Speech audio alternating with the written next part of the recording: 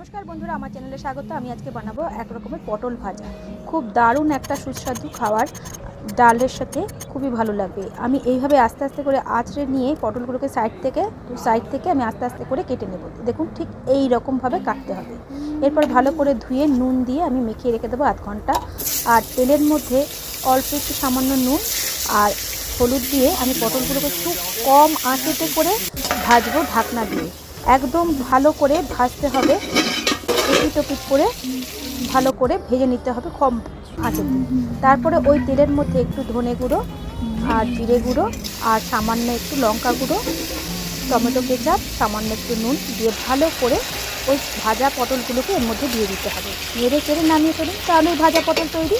যারা যারা দেখছেন ফলো করছেন অসংখ্য ধন্যবাদ। যারা যারা করেননি চটপট করে ফেলুন। আর ভালো লাগলে অবশ্যই শেয়ার করুন, কমেন্ট করুন। আরও নতুন নতুন রেসিপি আমি আপনাদের জন্য নিয়ে আসবো। কেমন